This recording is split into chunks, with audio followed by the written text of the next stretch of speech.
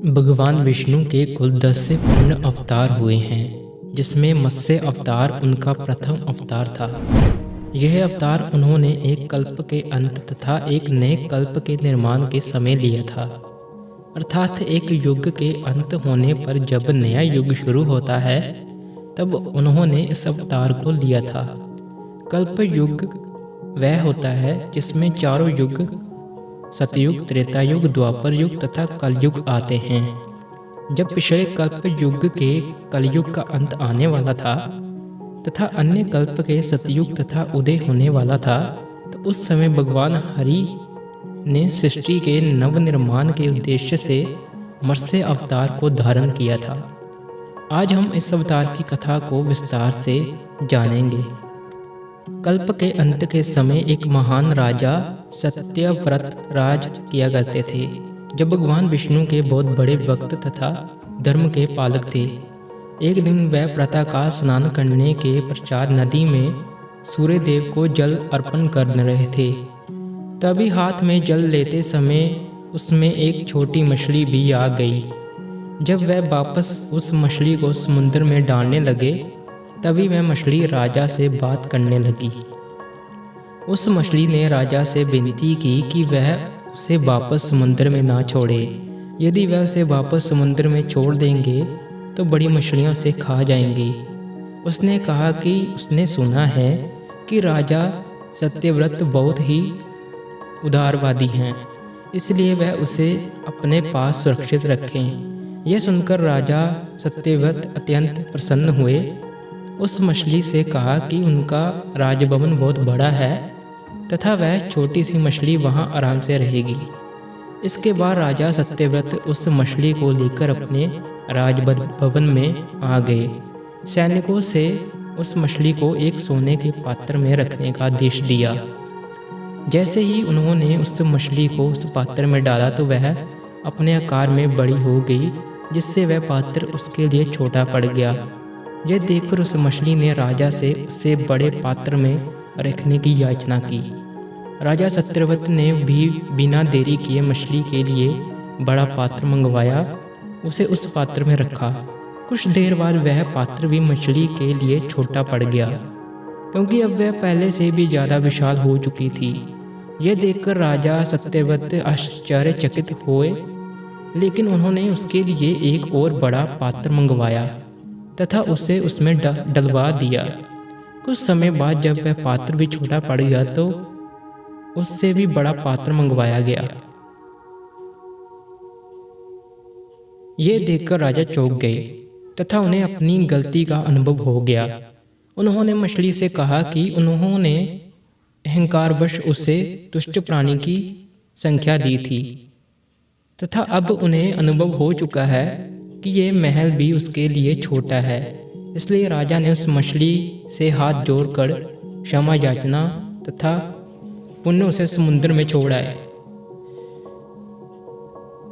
जैसे ही राजा सत्यव्रत ने उस मछली को पुण्य समुद्र में छोड़ा, तब उसने अपना आकार इतना ज़्यादा विशाल कर लिया कि वह समुद्र से भी बड़ी हो गई। यह देखकर राजा सत्यव्रत को एहसास हो गया कि यह मछली कोई और नहीं बल्कि स्वयं भगवान विष्णु का ही रूप है, क्योंकि ऐसे दिव्य शक्ति केवल उन्हीं में ही हो सकती है। इसलिए उन्होंने उसके सामने हाथ जोड़कर अपने असली रूप में आने की प्रार्थना की। राजा सत्यव्रत के निश्चल मन तथा सत्य वचन को सुनकर भगवान विष्णु ने मत्स्य अवतार में उन्हें दर्शन दिए, जिसका ऊपरी भाग श्री हरि तथा निचला भाग मत्स्य क्या था, यानी कि एक मछली का रूप था निचला भाग। उन्होंने सत्यव्रत से कहा कि अब प्रलय का समय निकट आ चुका है तथा अब से 7 दिन के पश्चात एक महाप्रलय आएगी, जिसमें संपूर्ण पृथ्वी डूब जाएगी तथा जीवन का अंत हो जाएगा। उन्होंने राजा सत्यव्रत से कहा कि उस समय श्री हरि की कृपा से एक विशाल नौका उनके पास, उन्हें उस नौका में समस्त ऋषि, सभी प्रकार के प्राणियों के सूक्ष्म रूप और सभी वास्तविकताओं, पेड़ पौधे तथा अन्य वस्तुओं के बीज संग्रहित करके रखने होंगे। इसके पश्चात श्री हरि पुण्य मत्स्य रूप में उनके पास आएंगे जिसके सिर के पास एक विशाल सिंह। सत्यव्रत को वासुकी नाग की सहायता से उस नौका को उस मत्स्य के सिंह से बांध देना है। इसके पश्चात ही वह मत्स्य उस प्रलय से नौका को पार लगवाएगी। वह उसमें उपस्थित सभी की रक्षा करेंगे।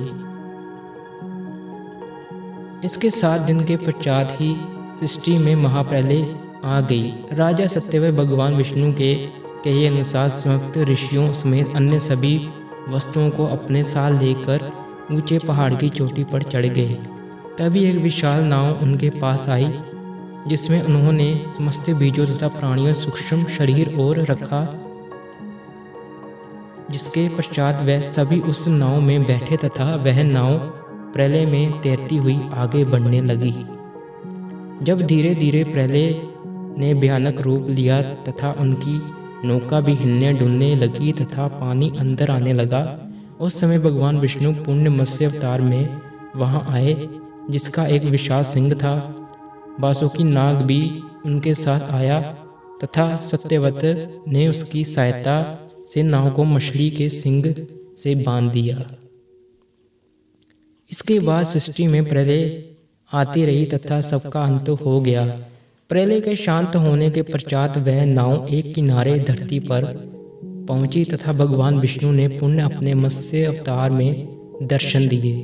अब सृष्टि में केवल सत्यव्रत, राजा, मनु, सप्तऋषि तथा अन्य वस्तुएं शेष थी जो वह अपने साथ लाए थे।